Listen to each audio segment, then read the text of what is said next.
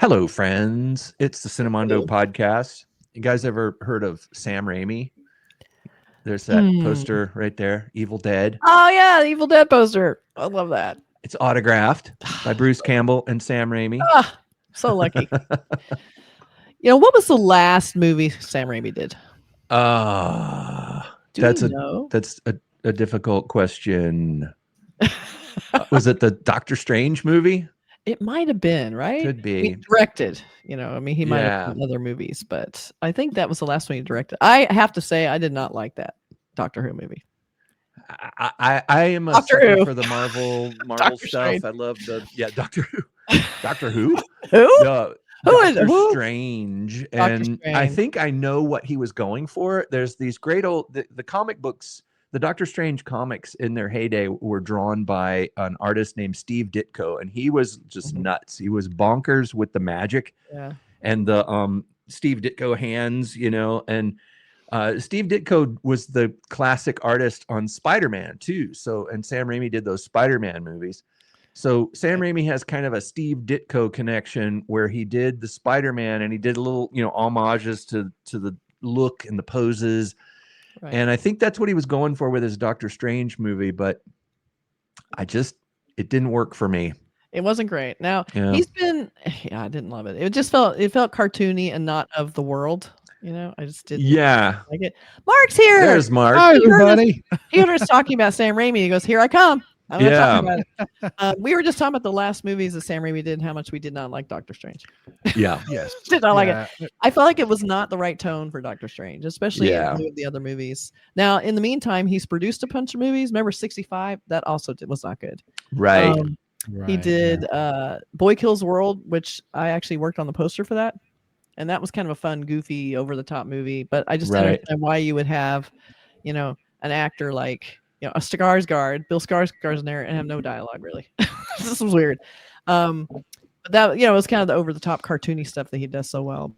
But he's been doing a lot of producing, but he hasn't done a ton of directing lately. So, the thing is, the weird thing about the cartoony idea is that I kind of understand what he's going for. Yeah. But I think I think he's sort of like, he knows he wants to hit the target, but he somehow, I don't know why, because, knowing how incredible he can be with his, like, things like the Evil Dead movies, you would think that would apply perfectly to something that's like weirdly magical, like Doctor Strange, but he just misses it for some reason. I don't know why. He did that Wizard of Oz thing. That was a wise and powerful Oh, yeah. Oz with James Right. Franco. He did something called The Gift with Kate Blanchett. Yeah. He tried to do more, and he did a baseball movie, I think. I mean, with trying James to Foster. bury it up a little bit. Yeah, but it still has that kind of wildy sense. So you're trying to do a more straight drama or straight thriller, and you throw that stuff in. It's just kind of, it's weird. It works in the Evil Dead films because low budget and it's goofy. so cool, and it's goofy. It's he's channeling the Three Stooges. He obviously loves those guys, so he does that kind of stuff. So he's trying to do more, I don't know, mainstream, or trying to do more mature movies. Maybe that he's older. I don't know. And it probably gets boring doing the same thing over and over. And that's what's kind of promising thing about this is more real world. Right? Yeah. But it also sounds like there's human relationships in it, which I have noticed in his films that I think he kind of has a little bit. I mean, I hate to talk bad about Sam Raimi because I love a bunch of his movies. Yeah. That's how we all met. I grew up in his movies. Yeah. And we've met him and there's tenuous connections between the groups of friends that we've hovered around in. But he kind of has trouble with human relationships in his movies. He's more into the kinetic, nuts, bonkers, visuals. Upside down, crazy visuals. Yeah. And ideas that, like Mark just said, Three Stooges, kind of like over the top goofiness ideas. Yeah. When he does horror movies like Drag Me to Hell and stuff.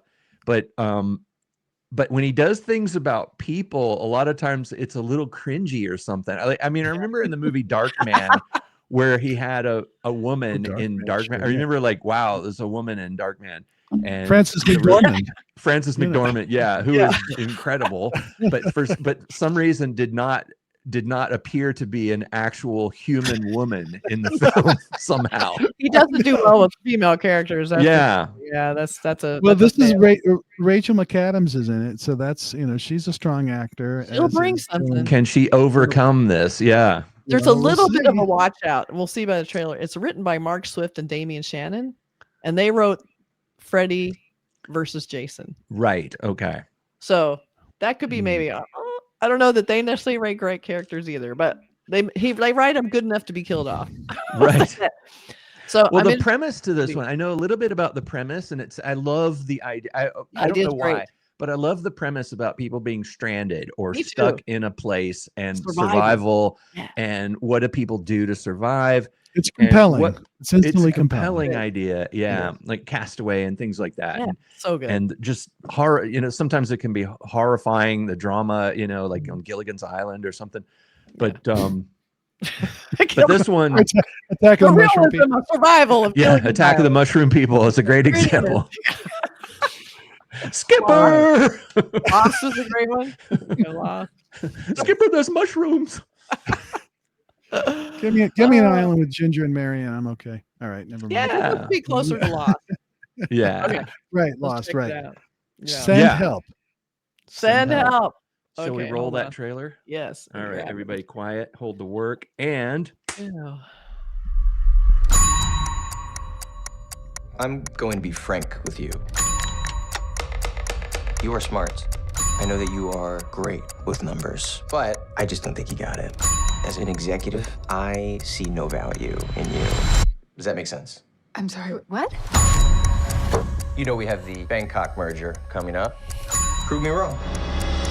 Oh, Linda, before you go, I forgot to mention I've received a few complaints about you. Complaints? Noxious odors. Oh, God.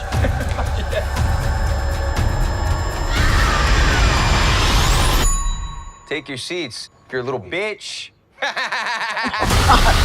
Whoa. Wow.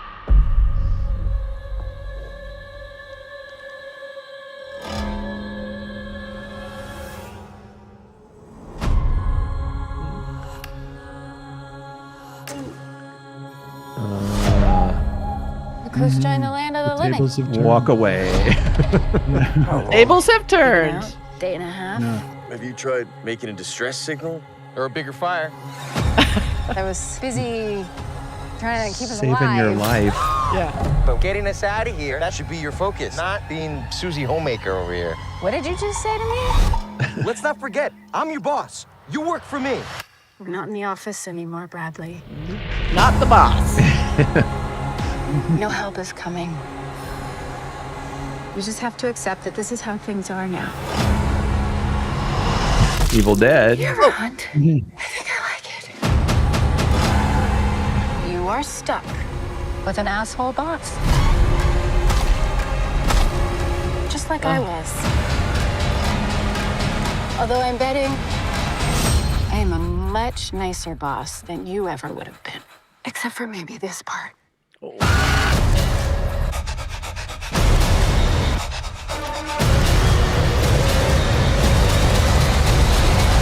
I don't think we should ever leave.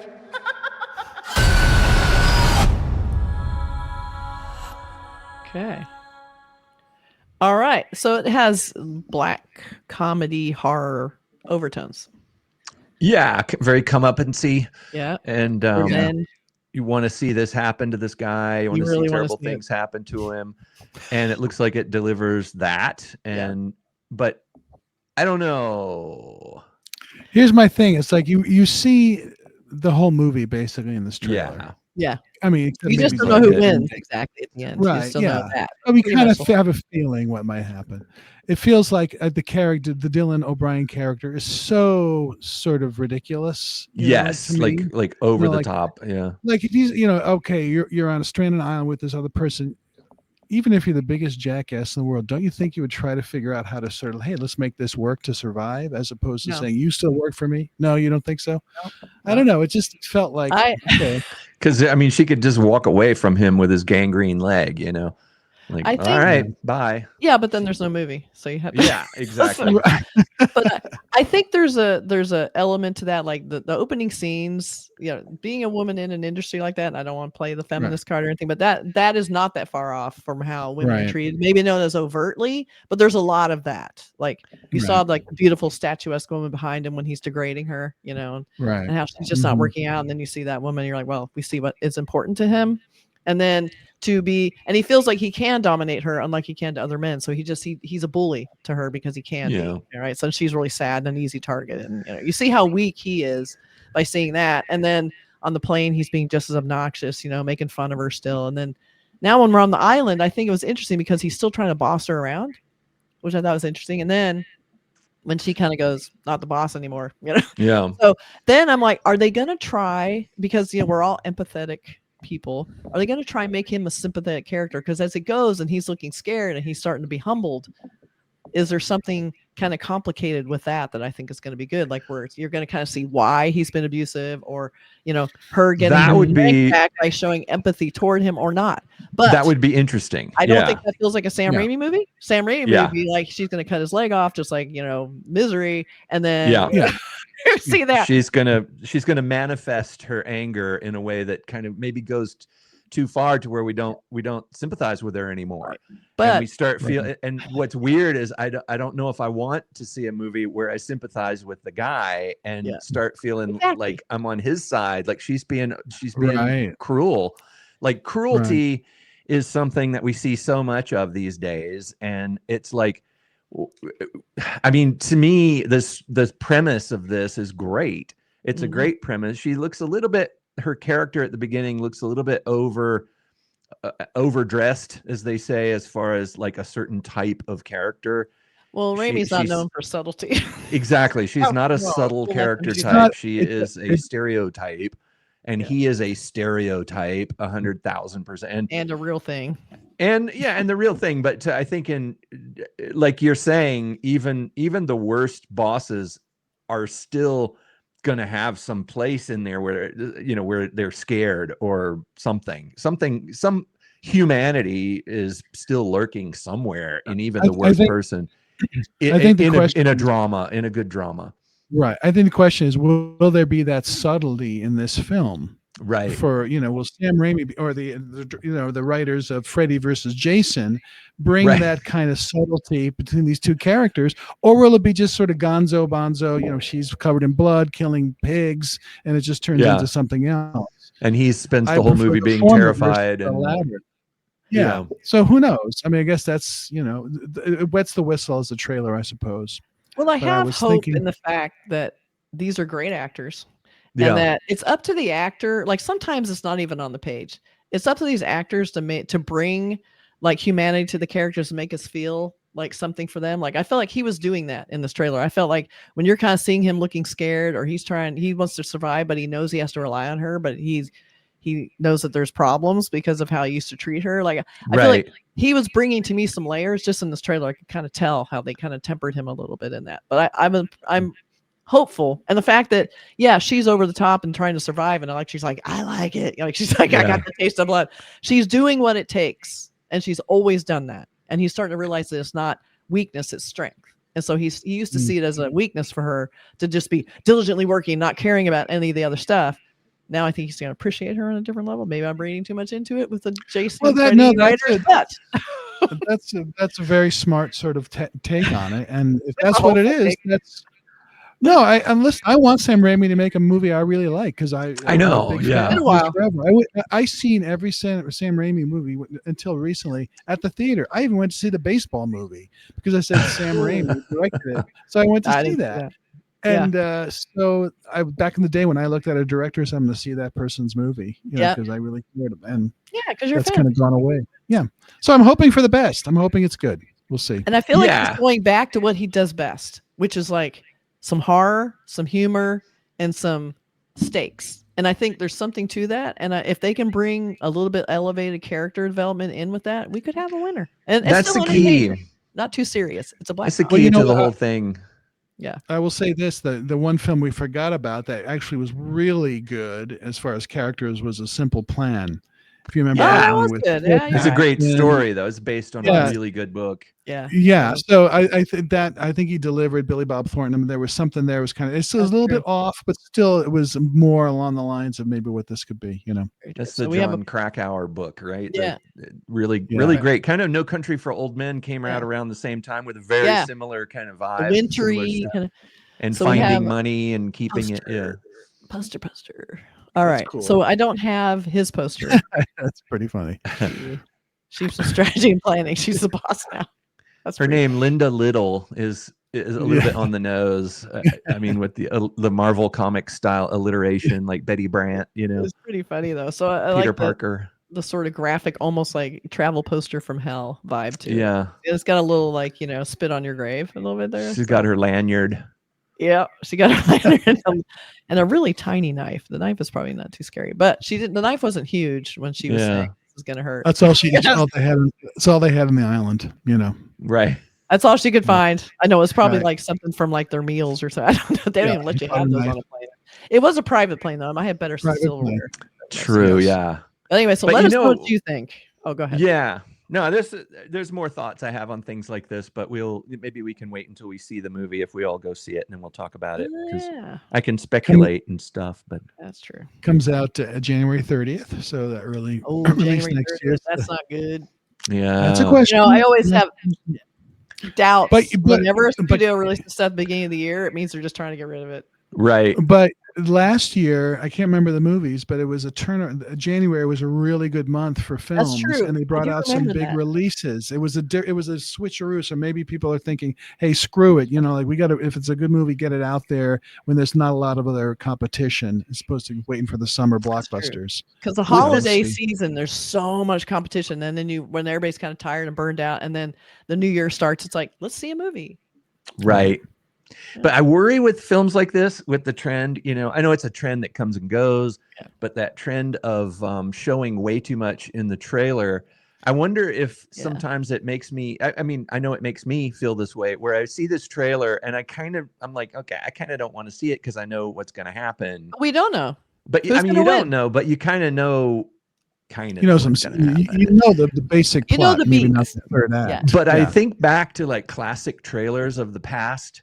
And think about if this trailer had been made in the 70s or something during the heyday of provocative trailers that really made you want to see the movie. If you'd seen that whole thing at the beginning, the plane stuff, and then you see her waking up on the beach and she sees the survivor, she walks down the beach and she turns him over and it's her boss. Cut to black. Send help. Seems depressing. That would make me want to see it. You know what? That would make me want to see the movie. Yeah. But I think for tone, for the kind of comedic, revenge tale tone, you need to add a little. But yeah, I agree. I mean, I do feel like they showed too much. But anyway, our 20-minute trailer reaction is now coming up. Okay.